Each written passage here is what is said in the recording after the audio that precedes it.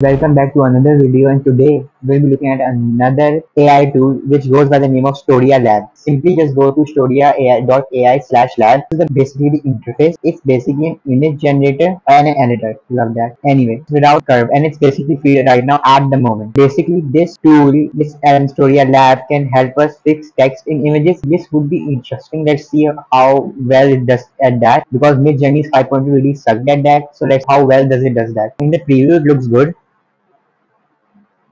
Okay, we can clean up images, as in we can in-paint images as well. We can move the image background in this.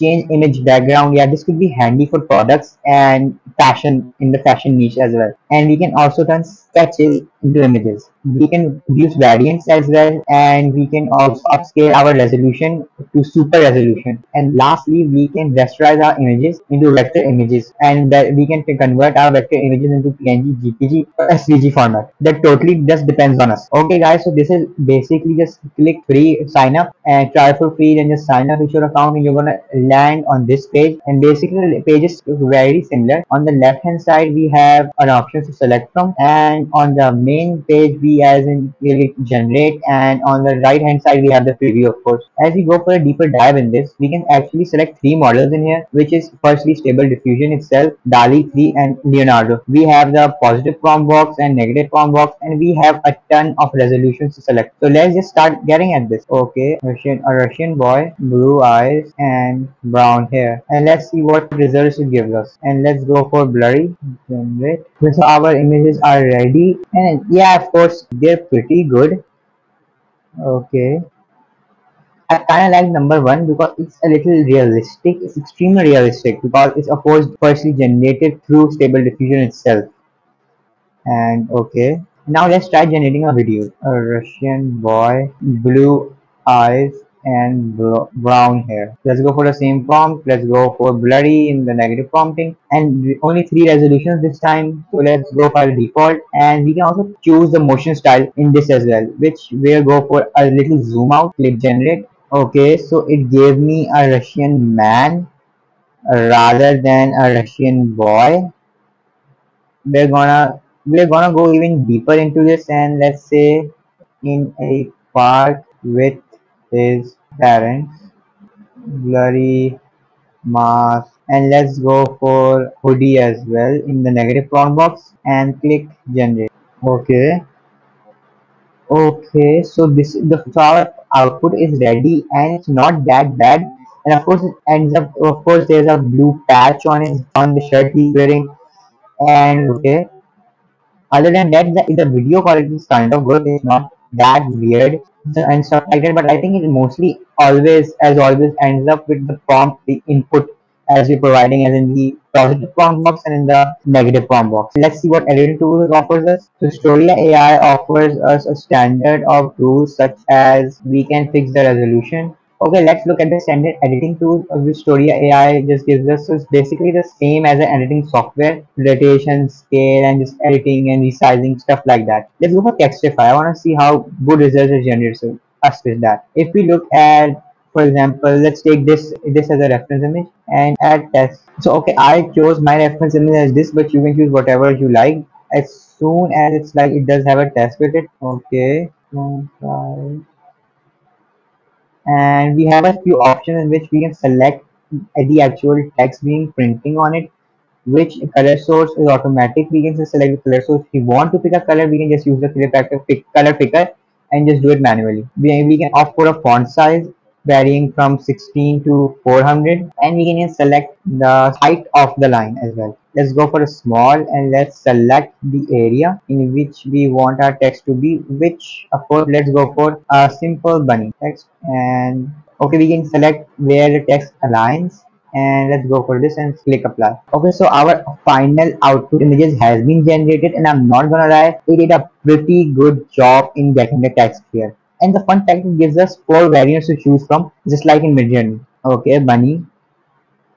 Okay, yeah, of course. Okay, it even gives us even more to choose from. It gives us total five references as well. Okay, so basically they're all in different styles and fonts, and the little problem I think here is because I failed to select this area, and that's a problem on my side. But anyway, this Textify feature on Storia Lab is amazing. You gotta try it. Come on. Let's go for another option and let's say cleanup, which is basically in painting. And let's say we want to remove this text as an overall. Let's see how well it does that. Apply. In this time it also did a pretty good job in this. Okay, let's just try clean up vector with this image of a boy playing in a park, and I just want to remove these deers.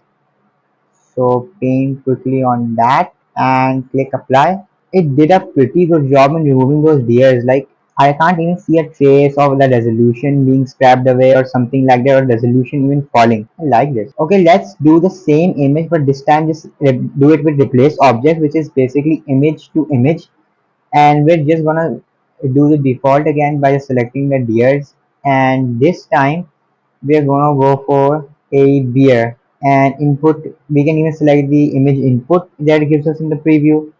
We can select the motion mode as well and stuff like that. But anyway, let's just click apply.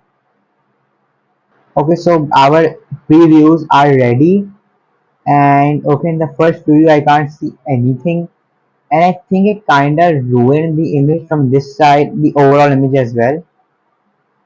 Okay, okay. So I think there was a problem in the prompt, but of course you're gonna have to play with the prompt in here as well, because firstly I was trying to replace object of a smaller image, of extremely smaller part of the image, and let's go for, yeah, I think that's the problem, that it does not, for now it does not give us good results if we're trying to replace an object from a picture which kind of relatively smaller in the picture. Let's go for remove background, and okay, let's try to remove background, and we're on this picture and just click apply.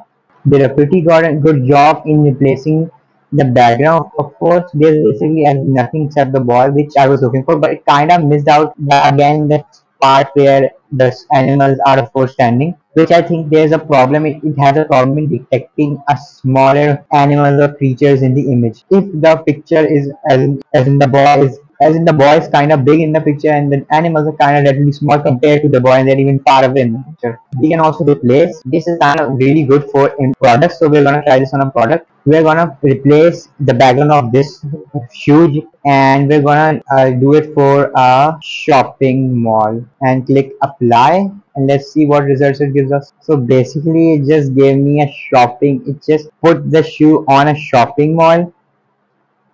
So basically I just tried this again with a new prompt, and this time let's opt for bedroom floor and click apply again. Okay, so it basically is just giving me images on 3D.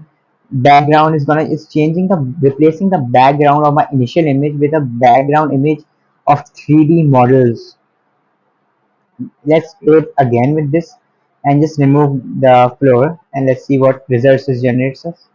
Okay, so yeah, it did a this time when I did not enter and specify the floor, it gave me in a background. But of course, I think you just have to plain more in the prompt, as in just like I said earlier, the better the input, the better the output as well. So I think you're going to have to highlight in the part where you're trying to show the shoe.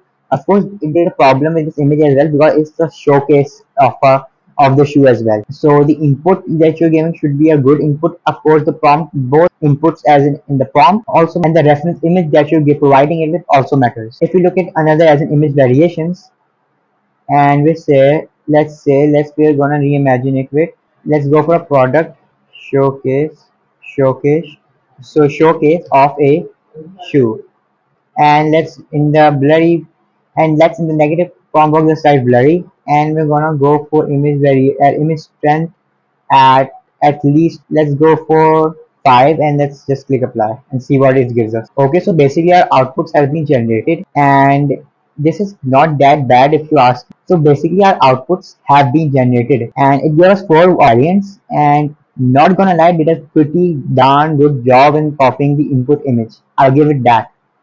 This is our image, and just look at the style in here. It was able to keep the resolution and the shadows. I'm kind of impressed. I kind of like this image variation. We'll be going deeper into this as well in the future. Let's try this with another image, and which is sketch to image variant Storia Labs. For this, I'm gonna choose another image output. So basically, for the sketch to image, we're gonna use this picture of a sketch of a haunted house. Let's and we're in the prompt box. We're gonna describe the picture and the style using it as well. And a haunted house. And the style, I think it's basically the painting the image that you want to turn in the style. As in, you're opting for a realistic look or a water painting or a oil painting. So let's go for water painting style. Let's go for that. Just click apply. Okay, so our outputs are ready, and let's look at the outputs. Pretty good, I would say. It's really good. It gave it almost the water painting look I wanted. It gave me that. I kind of impressed.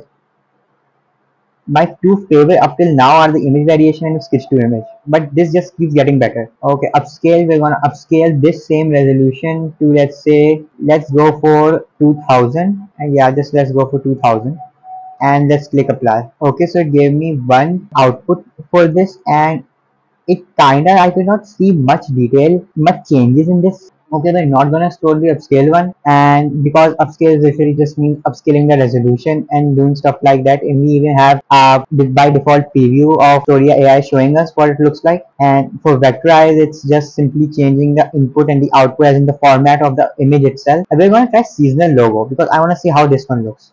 And this time we're going to use a default, which is Storia itself, and we have basically, we can only choose from the default, which is Thanksgiving, Christmas, Diwali, Holi, which are Indian traditionals. And let's go for Diwali style, seasonal logo style. Click apply. Our final inputs are ready, and as this time it gave us 4 previews to choose from, and this is kind of good. I kind of like number 2 and number 3. Kind of number 2 because I like how it was able to just change the fonts and put a glittery look into them. I kind of like this one. Okay, I all of them have good font style, but my personal favorite was number 3. So okay guys, we're gonna wrap this video up today, and I hope you love this tool as well. My personal favorite was especially the image variation tool, sketch to image, and of course the seasonal logo one was the best, and how it was able to just change the font and give it a realistic look. So comment below which feature was your favorite and tell me if I should just take a deep dive into this tool in the future.